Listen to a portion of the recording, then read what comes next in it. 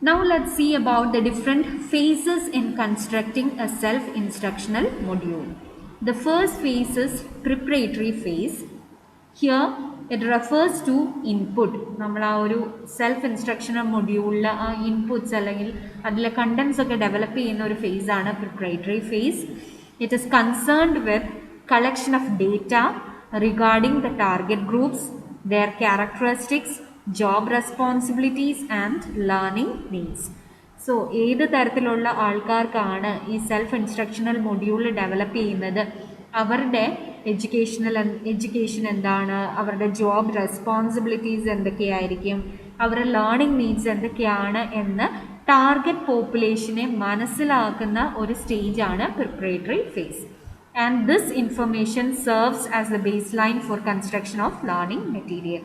So നമ്മൾക്കറിയാം, ഇപ്പോൾ nursing സ്റ്റുഡൻസിന് വേണ്ടി ഡെവലപ്പ് ചെയ്യുന്ന ഒരു സെൽഫ് ഇൻസ്ട്രക്ഷണൽ മൊഡ്യൂൾ ആണെങ്കിൽ അത് അവരുടെ പ്രൊഫഷനുമായിട്ട് റിലേറ്റഡ് ആയിരിക്കണം അല്ലേ. അതിന് പകരം എഞ്ചിനീയേഴ്സിൻ്റെ ഒരു മൊഡ്യൂൾ കൊണ്ടുവന്ന് ഇവർക്ക് കൊടുത്തിട്ടുണ്ടെങ്കിൽ അത് യൂസ്ഫുൾ ആവുമോ? ഇല്ല. അതുകൊണ്ട് തന്നെ ഈ ഒരു പ്രിപ്പറേറ്ററി ഫേസിൽ നമ്മൾ ആ ടാർഗറ്റ് പോപ്പുലേഷനെ കുറിച്ച് പഠിക്കുന്ന അല്ലെങ്കിൽ എടുക്കുന്ന information it serves as A base line for the construction of the learning material. Coming to the second phase, which is implementation phase. It refers to the process comprising the program definition, preparation, production, assessment, monitoring of activity and utilization of instructional material.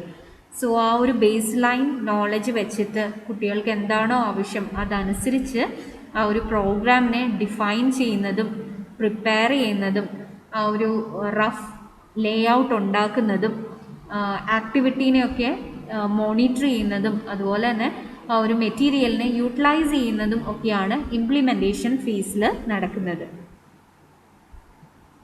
And the last is evaluation phase.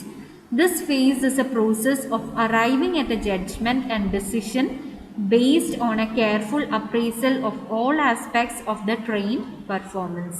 So നമ്മൾ develop ചെയ്ത ആ ഒരു self instructional മൊഡ്യൂളിന് useful ആണോ, അത് എത്രമാത്രം ആ ഒരു learning ഒബ്ജക്റ്റീവ്സിനെയൊക്കെ meet ചെയ്യുന്നു എന്നൊക്കെ ഇവാലുവേറ്റ് ചെയ്യുന്ന അല്ലെങ്കിൽ അതിനെ അപ്രൈസ് ചെയ്യുന്ന ഫേസാണ് evaluation phase. And it provides concrete and precise idea for developing a self-instructional module. So further അതിനെ ഒന്ന് ഡെവലപ്പ് ചെയ്യാനായിട്ടും റീമോഡിഫൈ ചെയ്യാനായിട്ടും ഒക്കെ ഈ ഒരു ഇവാലുവേഷൻ ഫേസ് ഹെൽപ്ഫുൾ ആയിരിക്കും. So these are the different phases in constructing a self-instructional module. Here it involves preparatory phase, the implementation phase as well as the evaluation phase. So that is all about the self-directed learning as well as self-instructional module. Hope you are clear with this. If there are any doubts, please message me. Now let's see about field trip. So field trip പലപ്പോഴും നമ്മൾ പോയിട്ടുണ്ട്, ചിലപ്പോഴൊക്കെ നമ്മൾ conduct ചെയ്തിട്ടുണ്ട് അല്ലേ. MSc students ആകുമ്പോൾ ചിലപ്പോൾ conduct ചെയ്തിട്ടുണ്ടാവാം. BSc പീരീഡിൽ നമ്മൾ പലപ്പോഴും പോയിട്ടും ഉണ്ടാവാം ഫീൽഡ് ട്രിപ്പിൽ അല്ലേ. സോ എന്താണ് ഫീൽഡ് ട്രിപ്പ്? ഒരു നാച്ചുറൽ സെറ്റിങ്ങിൽ അല്ലെങ്കിൽ ഒരു പ്രോസസ്സ് അല്ലെങ്കിൽ ഒരു ഓർഗനൈസേഷനെ കുറിച്ചൊക്കെ പഠിക്കാനായിട്ട് ആ ഓർഗനൈസേഷൻ വിസിറ്റ് ചെയ്യുന്നു, അല്ലെങ്കിൽ ഒരു ബയോളജിക്കൽ പ്രോസസ്സിനെ കുറിച്ച് പഠിക്കാനായിട്ട് ഒരു എൻവയൺമെൻറ്റൽ ഏരിയ വിസിറ്റ് ചെയ്യുന്നു. ഇതൊക്കെയാണ് field trip. So it is a visit for an educational purpose.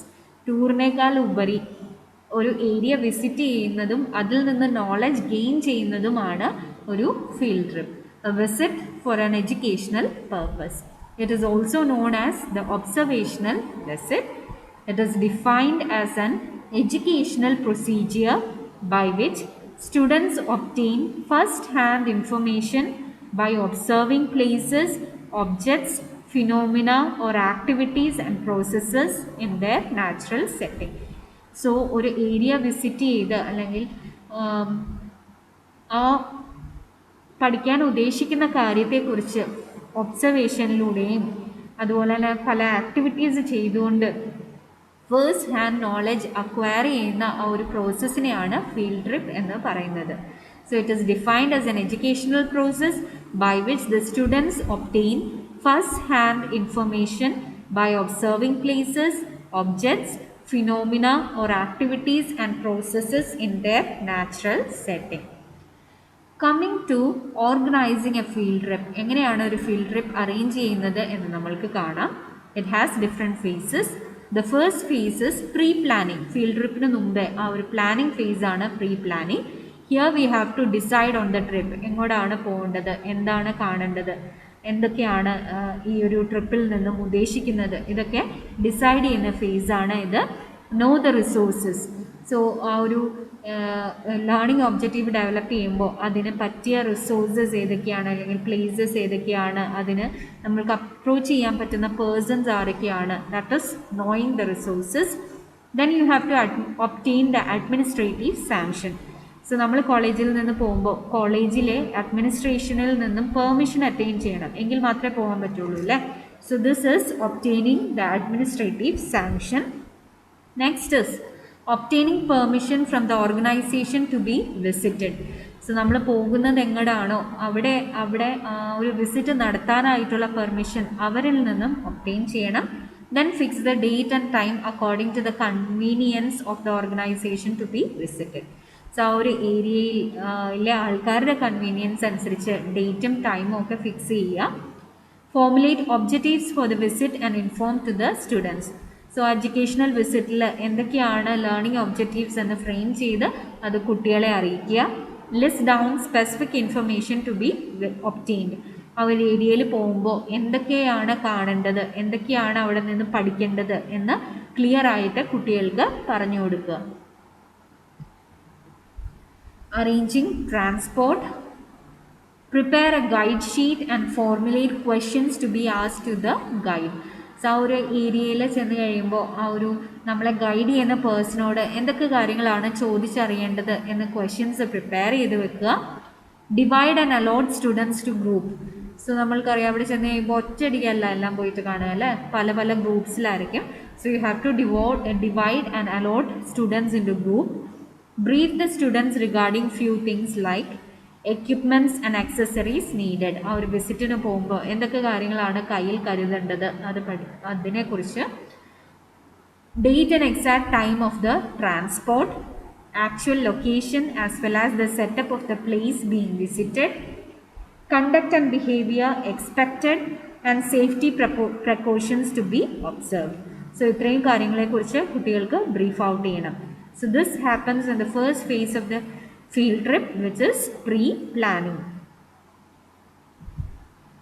Coming to the second phase, which is actual conduct of the trip. So ആ ഒരു വിസിറ്റിന് നമ്മൾ ഇംപ്ലിമെൻറ്റ് ചെയ്യുമ്പോൾ എന്തൊക്കെയാണ് ചെയ്യേണ്ടതെന്ന് വെച്ചിട്ടുണ്ടെങ്കിൽ, follow the schedule as planned, avoid any alterations because this may induce confusion, strictly follow safety precautions. പോകുന്ന വഴിക്ക് എടുക്കേണ്ടതായിട്ടുള്ള എല്ലാ സേഫ്റ്റി പ്രിക്കോഷൻസും എടുക്കുക.